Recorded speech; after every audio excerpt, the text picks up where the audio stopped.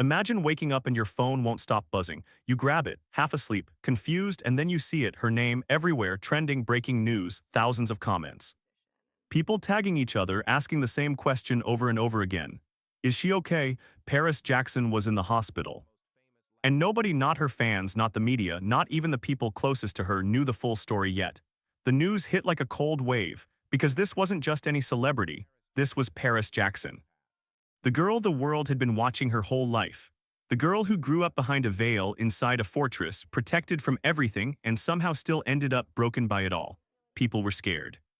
But here's what most people didn't realize in that moment. This wasn't a sudden thing. This was years in the making. And if you want to understand what really happened, you need to go all the way back to the beginning. Because the story of Paris Jackson doesn't start with a hospital. It starts with a mask. Her full name is Paris Michael Catherine Jackson, born April 3, 1998, the only daughter of the most famous human being on the planet. From the very first day of her life, normal was never an option. Her father, Michael Jackson, didn't let the world see her face in public.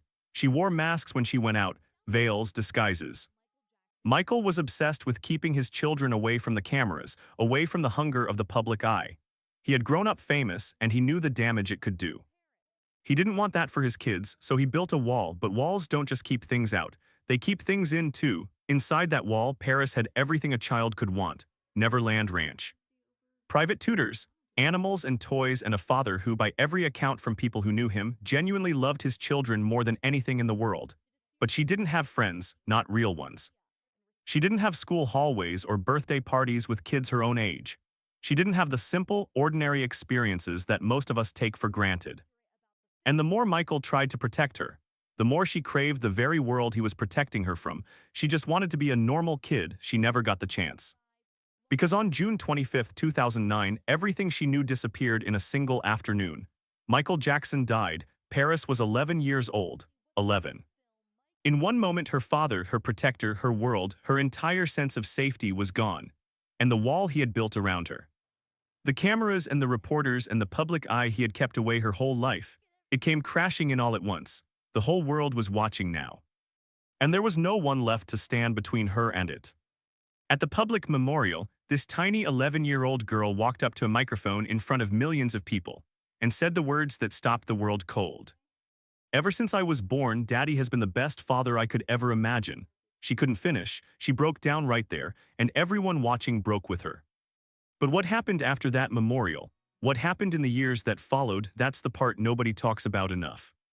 After Michael died, Paris and her brothers, Prince and Blanket, went to live with their grandmother Catherine. And for a short time, the media gave them some space, but only for a little while. Because as Paris got older, something became impossible to ignore. She was striking. Not just beautiful, though she was that too, but magnetic in a way that you can't manufacture. She had this raw, unfiltered energy about her. She said what she thought. She didn't perform for the cameras the way most celebrity kids learn to do. She was sharp, funny, blunt. She had opinions and she wasn't afraid to share them. Fans were drawn to her immediately. She felt real. In a world full of carefully managed celebrity personas, Paris Jackson felt like an actual human being. She started appearing at events in her mid-teens. She talked openly about her dad, about grief, about the things she was going through. People loved her for that honesty, but here's what wasn't visible. Behind all of that openness, behind the confidence and the boldness, something was cracking. She was a teenager, grieving a father she'd worshipped.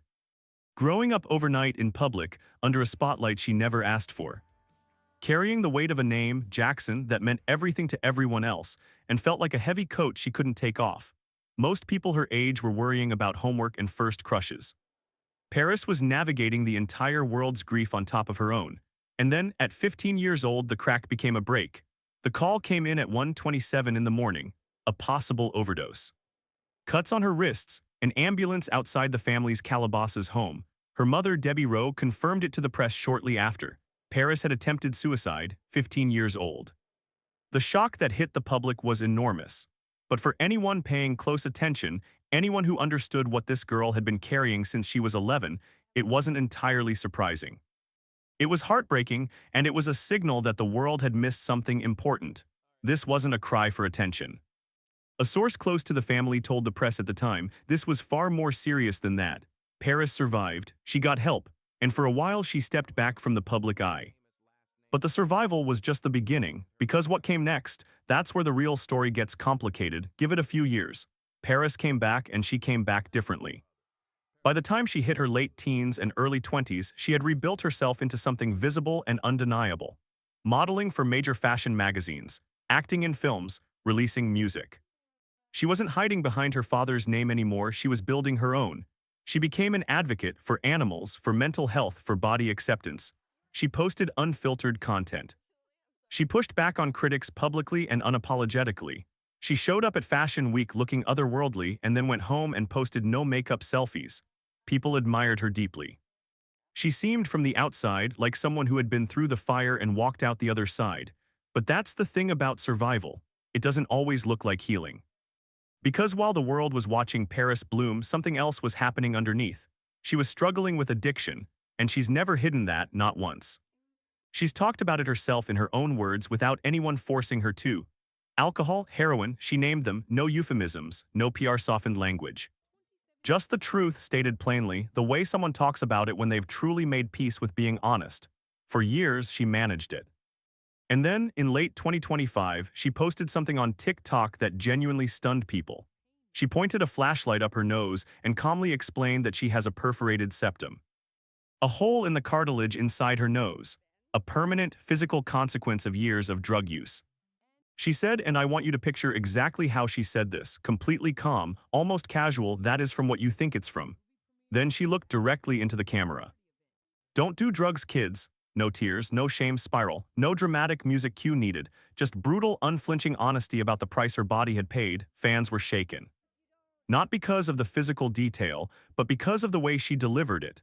Like someone who has done every single stage of grief and come out on the other side of caring what people think.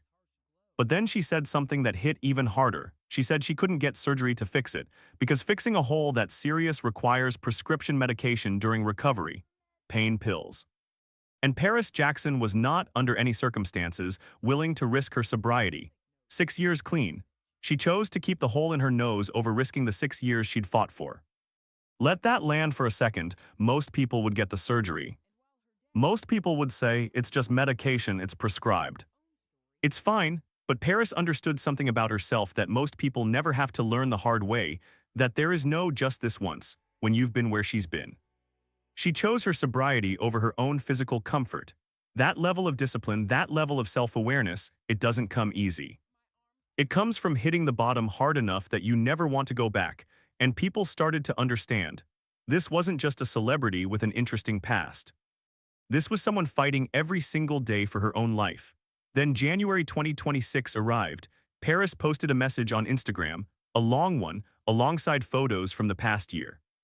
And it stopped people mid-scroll. She wrote about sobriety, about what it actually feels like when the high of getting clean wears off and reality sets in. She said, and this line hit millions of people hard, getting sober ain't always the indication that life is perfect. She talked about how a few years in, it got very, very hard. For what felt like an eternity, she said she didn't have the same survival skills anymore. The things she used to use to cope, the alcohol, the drugs, the numbness were gone. And without them, she had to figure out how to live, how to actually feel things. How to face pain without flinching away from it. I had to learn to live life on life's terms. Think about what that means. Most people imagine getting sober as the finish line, the ending. The part where the character finally wins and the credits roll. But Paris was describing something far more honest than that. She was saying, when you get sober, the pain doesn't disappear. It was always there. The addiction was just a door you kept slamming it behind. And when you stop slamming the door, when you choose to stay clean, you have to actually face everything you were running from. All of it. The grief, the childhood, the father she lost at 11. The years of feeling invisible. The years of feeling too visible. All of it waiting patiently, right there on the other side of the door. She named her mental health diagnoses publicly.